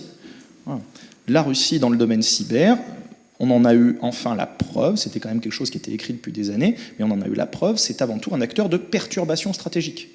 C'est-à-dire que les capacités de la Russie dans le domaine cyber-offensif ne sont jamais aussi fortes qu'en temps de paix vis-à-vis d'acteurs qui ne s'attendent pas ou s'attendent peu à être agressés. On a vu là quand même des limites relativement fortes sur notamment la capacité de cyberattaque. Une fois de plus, jusqu'à présent, on a parlé de cyberattaque qui était quand même d'un niveau technique relativement faible. Ce qui nous renseigne aussi, et le mot a été prononcé plusieurs fois et je veux vraiment le faire sortir, sur la question des ressources humaines. Et donc ça nous renseigne aussi sur l'intérêt de travailler à la fois sur le système d'éducation supérieure en Russie, c'est-à-dire le volume de gens formés, le niveau de formation, et surtout l'endroit où ils terminent. On a parlé des différentes vagues d'émigration, on peut parler aussi de la vague d'émigration de 2014 qui est consécutive à l'affaire Dourov, et donc à la, entre guillemets, nationalisation avec beaucoup de guillemets de Frontac, qui est sur pression de l'État, qui entraîne elle aussi une grande vague d'émigration de spécialistes en cybersécurité, de spécialistes, on va dire, en technologie numérique tout court, qui là aussi contribue à vider, quand même, après les vagues d'émigration du milieu des années 90, de la fin des années 90, du milieu des années 2010, plus aux alentours effectivement de 2019, et là on est probablement en train d'en vivre encore une en 2022, qui continue à appauvrir de manière extrêmement forte ce tissu, qui est quand même le tissu constitutif de la cyberdéfense et de la cybersécurité. La cyberdéfense, vous créez une cyberarme, c'est une capacité qui vise une vulnérabilité donnée dans un système donné. Ça veut dire quoi? Ça veut dire qu'une cyberarme, à la fin, si je dois schématiser et réfléchir, c'est ce qui se trouve dans le cerveau humain. Vous ne pouvez pas créer ça comme on créerait un missile balistique qui marcherait toujours de la même manière avec toujours les mêmes effets. Une cyberarme ne fonctionne pas comme ça, donc elle est extrêmement dépendante de votre matériau humain, de votre tissu RH, et donc à partir de là, ça nous renseigne aussi, une fois de plus, ça ne fait que valider des choses qu'on savait, mais là de manière extrêmement empirique, sur justement la faible capacité de mobilisation de la part de l'appareil d'État russe, qu'on parle d'un appareil militaire ou d'un appareil affilié au service de renseignement, de capacité militaire offensive de haut niveau. Donc là aussi, on a vraiment ces deux éléments en miroir, et je vais pas aller plus loin pour laisser de l'espace aux questions éventuellement sur ces questions-là. D'un côté, quand on est face à une nation bien préparée, qui s'attend à être attaquée, qui connaît les protocoles de l'adversaire, et quand de l'autre côté, finalement, l'adversaire est peut-être effectivement très fort et très habile pour se montrer beaucoup plus important qu'il n'est, mais va révéler ses propres faiblesses au cours de son attaque, on se retrouve avec la situation actuelle qui est que mi-février ou fin février 2022, tout le monde attendait le cyber-Armageddon dans le domaine technique et dans le domaine informationnel. Aujourd'hui, fin décembre 2022, on se rend compte que le cyber-Armageddon n'a toujours pas eu lieu. Merci. Alors effectivement, moi j'écoutais avec beaucoup d'attention, j'ai pris beaucoup de notes. On se retrouve dans un espèce de village Potemkin, quelque part peut-être, entre ce que l'on voit des grands principes, ce que l'on voit des réalités en termes d'infrastructures, en termes de logiciels, et après en termes de capacités offensives. Alors je voulais voir si, j'imagine plein de questions à la suite de ce panorama que j'ai trouvé à titre personnel assez riche et brillant. S'il y avait des questions dans la salle pour essayer d'aller un peu plus loin. Oui. Je ne sais pas si j'ai besoin de micro. Parce que je crois que ça sera nécessaire pour nos camarades sur YouTube. Je vais essayer en français. Xenia, et tu, vous avez parlé de Carl Schmitt. Et c'est très intéressant pour moi parce que j'ai écrit sur ça et j'aimerais bien savoir si vous avez trouvé autre littérature sur la relation de la loi de 2019 non? Et Carl Schmitt.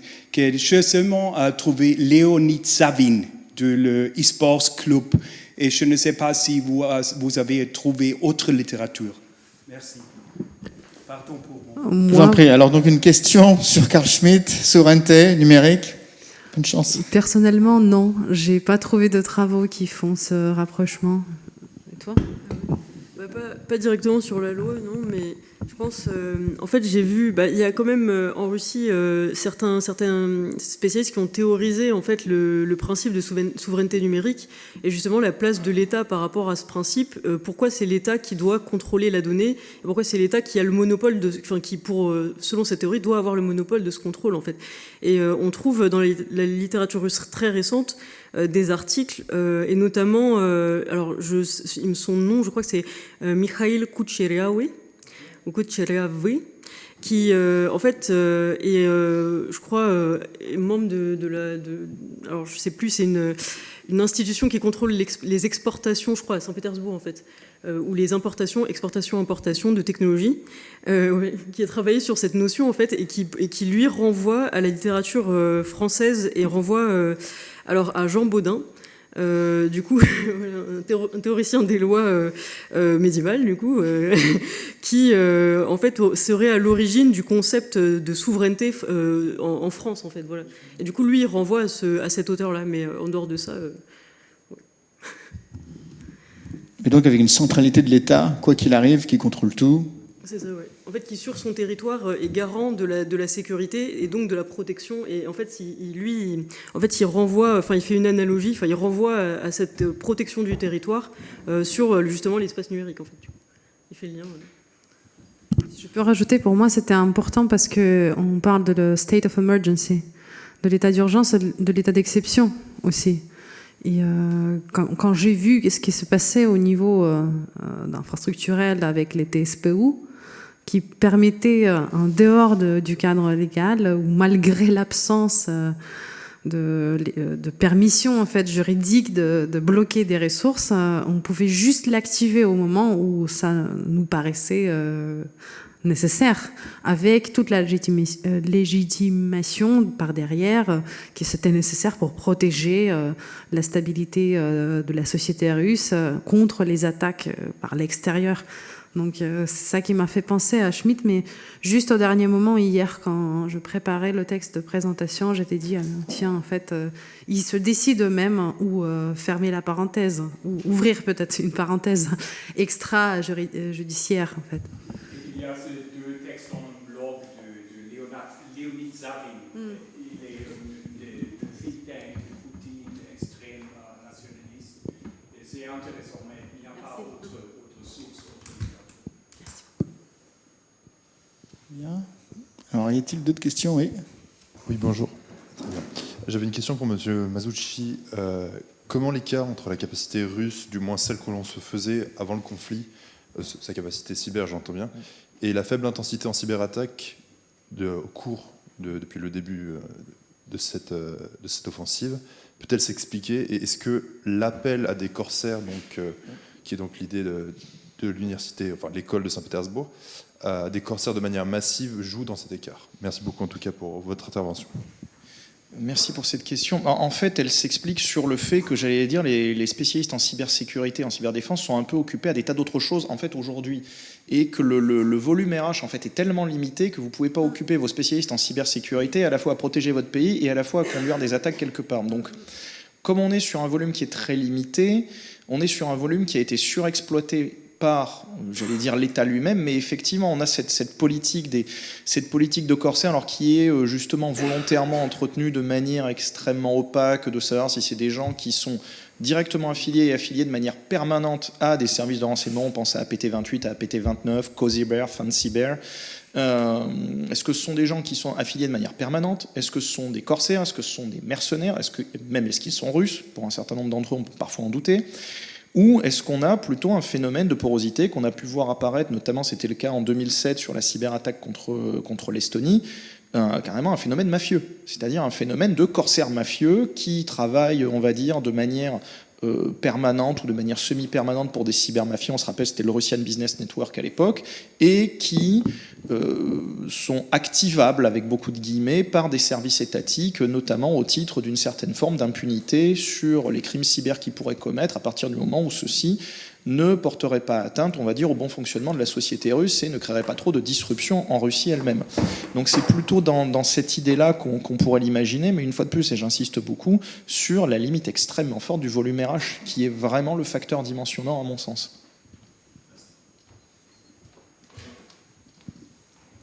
Alors, d'autres questions dans la salle?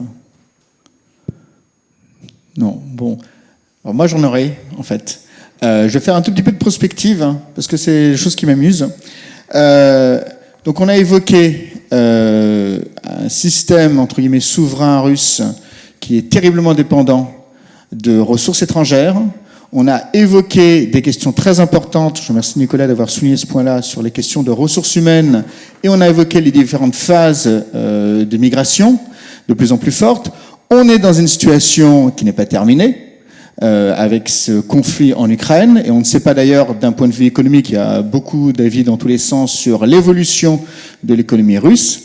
Alors je voulais demander à ce panel d'experts un petit peu, qu'est-ce qu'ils pensent de la fragilité interne de ce système numérique russe, et de savoir à quel point et à quelle vitesse il pourrait craquer ou pas face aux sanctions, face peut-être aussi à d'autres attaques informationnelles, cyber pourquoi pas, qui viendraient de l'Ukraine, puisqu'on voit que l'Ukraine, elle, aujourd'hui, n'hésite pas à faire des choses d'un point de vue offensif et cinétique qui sont parfois assez surprenantes. Je voulais laisser un peu la parole peut-être à l'ensemble du panel de s'exprimer, d'avoir un point de vue général. Julien ? La question n'est pas évidente, hein, parce qu'à chaque fois, la prospective est un exercice délicat, donc je ne vais pas m'aventurer sur un terrain très glissant, mais la problématique des sanctions est évidemment fondamentale, avec un constat depuis fin février que on se dirige vers une asphyxie lente mais certaine du secteur technologique russe. Vous avez tout un discours qui parfois pourra mettre l'accent sur le rôle peu visible des sanctions, mais en matière technologique, comme aussi en matière financière par ailleurs, hein, je mets ça de côté, où vous avez des effets qui seront ceux d'un empoisonnement en fait au long cours. Et là, compte tenu de la difficulté qui avait été soulignée d'approvisionnement du pays en matière de semi-conducteurs, notamment les plus sophistiqués, et qui auront des finalités duales, hein, à la fois pour l'industrie civile, commerciale, et pour l'industrie militaire. Ça, c'est un point fondamental d'ailleurs des jeux de sanctions qui ont été adoptés notamment par les Américains et via leur amicale pression sur Taïwan, la Corée du Sud, etc. Et là, on se dirigerait vraiment vers un étouffement des capacités du pays à se renouveler. Alors, évidemment, la matière humaine est tout à fait centrale, et c'est vrai que ça a été évoqué avec justesse, alors que c'est souvent un aspect de la souveraineté numérique, technologique, qui est souvent mis de côté, hein, d'ailleurs. Donc ça, c'est un point à ne pas oublier.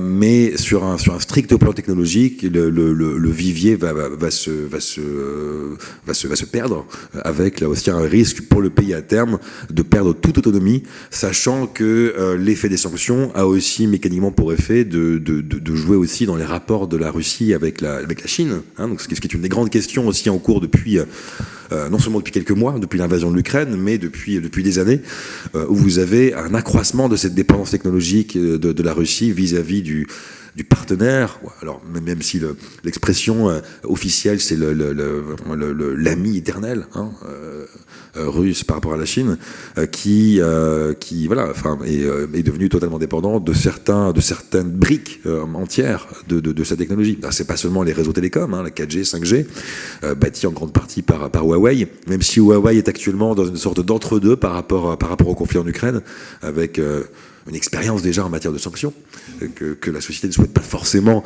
reproduire tous azimuts et à tous les endroits de la Terre, mais aussi en matière de RH, dans certains sujets sensibles, vous avez une captation de certains cerveaux aussi russes par des acteurs chinois, alors pas seulement pour les attirer en Chine, mais pour les faire travailler en Russie sous bannière chinoise, et puis dans certains segments là aussi très spécifiques en matière d'algorithmie, etc.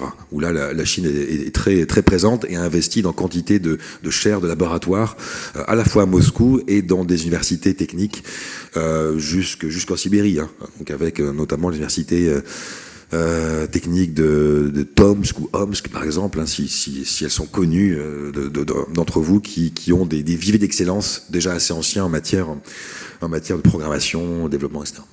Donc voilà, moi j'aurais davantage une vision, alors je sais pas si elle est pessimiste, mais du moins assez claire des conséquences des sanctions sur la capacité du pays à pouvoir les surmonter. Et tout à l'heure justement on évoquait, puis je finirai avec ça, sur les semi-conducteurs. C'est effectivement vous avez une industrie qui remonte à la période soviétique de semi-conducteurs, Baïkal en particulier. Vous avez un autre aussi, MCST, qui produisent des composants qui dépendent du tissu productif taïwanais et qui dépendent aussi pour la partie logicielle des architectures fournies par ARM, hein, donc le britannique qui vient de passer sous pavillon de SoftBank. Donc vous avez là une dépendance qui est quasi totale, surtout pour les composants les plus sensibles. Donc ça c'est à retenir parce que pour le coup c'est vraiment ce qui fonde l'approche aujourd'hui américaine dans leur jeu de sanctions.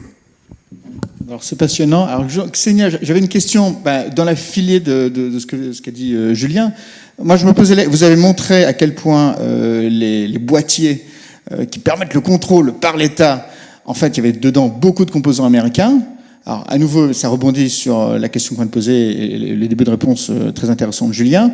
Et je voudrais rajouter, et quid de la possibilité d'être remplacé justement par des composants chinois? Est-ce que c'est possible? Est-ce que techniquement c'est possible? Est-ce qu'il y a des velléités là-dessus ou pas?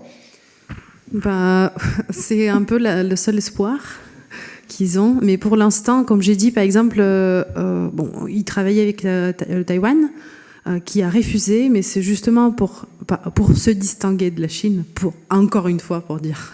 Alors nous, on n'est pas comme eux, on ne veut pas collaborer avec la Russie. Les Chinois sont déjà en train de faire beaucoup, mais au niveau des fibres optiques, je sais qu'il y a un partenariat là-dessus entre Rostelecom, Transtelecom et des fabricants chinois. Et ils sont en train déjà de construire des routes pour le Far East, le russe, pour les connecter mieux à la Chine. Et je n'aurai pas de détails pour les composantes de SORM, à part Huawei. Mais je sais que c'est une route qui est en train d'être explorée. Mais il y a aussi, disons que je viens de regarder les matériaux de la conférence des opérateurs russes Cross, qui est ouvertement disponible sur YouTube. Là-dedans, ils parlent surtout des capacités de stockage, comme le premier marché maintenant qui est possible de transformer en tout russe en fait. Ils espèrent au moins au niveau des disques durs de pouvoir les fabriquer entièrement en Russie, mais c'est parce que c'est des technologies assez simples comparées à des processeurs par exemple. Donc déjà ça, ils mettent ils visent beaucoup là-dessus. Mais ils constatent eux-mêmes dans la conférence en fait que les ressources humaines vraiment manquent beaucoup parce que la plupart d'ingénieurs qui pouvaient innover ils sont partis. Le climat est extrêmement défavorable. Et d'ailleurs Julien a évoqué la souveraineté de l'IA et c'est un sujet qui m'intéresse beaucoup. Je fais partie d'un projet ANR Culturia et pour ce projet j'ai étudié la culture russe de l'IA, si ça existe ou pas. Et j'ai travaillé sur un projet précis qui s'appelle Rudal, qui est un réseau de neurones génératifs des images depuis des prompts textuels. Ils dépendent de NVIDIA aussi, pour tout, en fait, pour l'apprentissage de leur réseau. Et beaucoup de projets en IA sont dépendants des cartes graphiques NVIDIA. Et là, je ne vois vraiment pas de substitution, surtout pour des projets militaires où la Russie avait collaboré jusqu'en 2022 quand même avec les Américains. Et c'est là où les Ukrainiens, ils sont vraiment en colère. Mais pourquoi vous n'avez pas arrêté ça en 2014 ? Ça devait être fait déjà. Et là, je me décale un peu de la question, je suis désolée. Il y a un autre aspect que je voulais évoquer, c'est la porosité, en fait, comme vous avez bien évoqué, entre le secteur industriel, le secteur militaire, mais aussi les composantes pour la vie quotidienne. Là, je pense, par exemple, même à la télé par satellite, qui continue à être fournie en Russie. par un opérateur français. Et ça, je sais que certains sont au courant et les autres pas, mais une entreprise Hotelsat qui continue à collaborer avec NTF+, et Tricolore pour diffuser du contenu russe, des chaînes fédérales russes les plus grandes. Et ça, c'est aussi c'est intéressant. Pourquoi ça continue? Qu'est-ce qui est derrière? Parce que les mêmes satellites peuvent être utilisés pour d'autres moyens, pour d'autres objectifs, pardon. Et on ne sait pas s'ils ne sont pas utilisés pour autre chose. Là. Mais bref. Je suis aussi assez pessimiste par rapport à la capacité de la Russie de devenir souveraine au niveau technologique. Mais c'est un pessimisme qui est optimiste parce que par derrière, ça veut dire qu'ils ne pourront pas se refermer. Et je pense qu'ils vont adopter la même politique que ce qu'ils avaient fait avec la loi Yaravai quand ils avaient joué en fait le coup de voilà, on ramollit un peu les demandes de la loi, ça va plus être 6 mois, ça va être 30 jours. Et encore, on peut demander de stocker certains matériaux et pas tout le trafic. On va cibler la surveillance et pas faire de surveillance de masse. Et là, j'ai l'impression qu'avec la loi 2019, ils vont devoir faire des concessions aussi. Ça va finir par pas par disparaître, mais j'entends un compromis en fait. Ouais, alors donc à nouveau, cette loi qui va plus vite que les développements, et donc là pour le coup on va essayer à nouveau de réduire un peu les choses. Peut-être un point, et peut-être Mère Gabrielle des idées là-dessus. Alors on peut aussi évoquer les éléments software que vous avez évoqués, et je voudrais juste revenir sur cette question humaine fondamentale. Et je ne sais pas d'ailleurs si on commencera par vous, Mère Gabrielle, mais si on a une estimation plus ou moins à la grosse louche du nombre de, et j'ai pas retenu le terme de Haïtichnik qui sont partis. Si on a une estimation de ça. Moi, en fait, j'ai entendu plusieurs estimations, mais on sait que ça se compte en plusieurs centaines de milliers. 200 000. Ouais, quand même à partir de 200 000. Ouais, c'est ça, 200 000 sur une base de combien? On a une idée? Alors là, des Haïtichnik total en Russie? Ça, c'est difficile à dire. Je sais pas vraiment. Ouais. Je n'ai pas du tout trop de statistiques de la population. Non, mais c'est... On cherchera le chiffre, mais je pense qu'il est intéressant. Mais il est important, ouais. En tout cas, c'est au moins 200 000, on pense. Et après, c'est important parce qu'on sait que, en tout cas, les témoignages des développeurs qui travaillent dans les grandes entreprises, eux témoignent que eux envisagent de partir ou que tous leurs collègues sont partis. Et les meilleurs, en fait, ils témoignent que les meilleurs sont partis. Donc là, il y a de toute façon, on sait un problème quantitatif, mais aussi qualitatif, parce que les profils qui partent, du coup, sont, c'est ce que disait Xenia, en fait, c'est qu'il y a aussi des profils qui vont notamment être plus dans l'innovation, etc., qui sont partis. Donc voilà, aussi il y a ce problème qualitatif. Mais c'est vrai qu'il y en a de nombreux. Et par exemple, j'ai eu aussi, quelqu'un m'a dit que en observant les réponses à des propositions d'emploi, par exemple en Allemagne, on constatait qu'il y avait des milliers de demandes d'ingénieurs russes qui postulaient en Allemagne, donc dans l'optique de partir, de quitter la Russie pour travailler en Allemagne. Donc, et ça se comptait en plusieurs centaines aussi. Et Julien, je crois que vous aviez un point là-dessus. Moi, j'ai trouvé un chiffre, il parlait de 1,7 million de Haïtichnik seulement. C'est pas beaucoup, hein. Après ça, en la matière, il faut peut-être distinguer des profils classiques, de l'économie numérique, au sens large, des profils les plus convoités. Donc ceux qui vont exercer dans la cybersécurité, ingénieur réseau, experts en cryptographie, en IA, etc., qui eux feront partie de cette espèce de mercato aussi, un peu global. Ce qui est intéressant de voir aussi en la matière, c'est le début de géographie finalement de ces talents russes qui ont émigré. Donc ça concerne évidemment les pays limitrophes de la Russie, donc ceux qui n'ont pas posé de restrictions à l'immigration, donc avec les frontières étaient restées ouvertes. Donc ça a été assez curieusement au départ la Turquie, l'Arménie, certains pays d'Asie centrale aussi, qui ont été de véritables points d'appui, de base arrière, pour d'abord le maintien de l'activité de ces cerveaux, avant une immigration possible plus loin, vers les États-Unis, le Canada, mais aussi Israël, qui était évidemment une destination bien connue de certains de ces talents, avec certains endroits endroits où on parle bien davantage le russe que l'hébreu ou d'autres langues.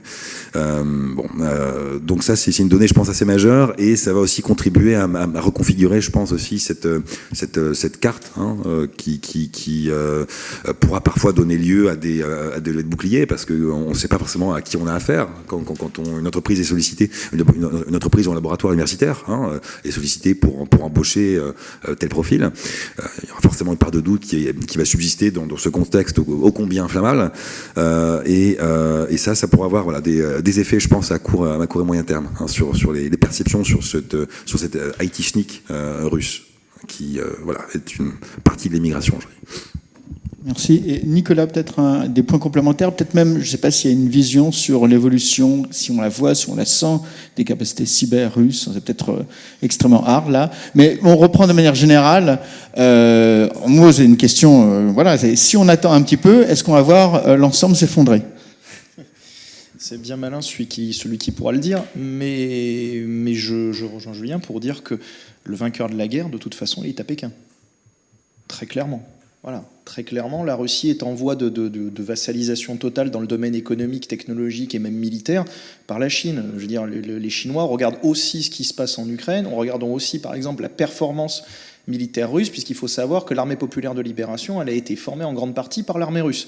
Et donc justement, ce qui était un des gros points d'échange entre la Russie et la Chine, qui était un certain nombre de compétences et de technologies militaires, là maintenant, les Chinois eux-mêmes se rendent compte que là, finalement, les Russes leur ont peut-être un peu survendu des choses, donc ce qui déséquilibre aussi beaucoup la relation entre les deux au profit de la Chine, donc ce qui ne fait finalement qu'accélérer là aussi, au-delà des vassalisations dont on a déjà parlé, notamment sur le domaine technologique, finalement déséquilibre encore plus la relation au profit de Pékin, qui, a priori, devrait encore plus en profiter dans les années à venir, quand la paix sera revenue, et même bien avant. Bien, alors, on va s'arrêter là, parce qu'en plus, c'est une excellente transition pour la suite, remarquable. Merci Nicolas. Merci à tous les panélistes, c'était vraiment remarquable, vraiment remarquable. Et puisqu'on va passer après à la Chine, justement. Voilà. À 17h. Alors, il faut rester pour la Chine. Merci encore.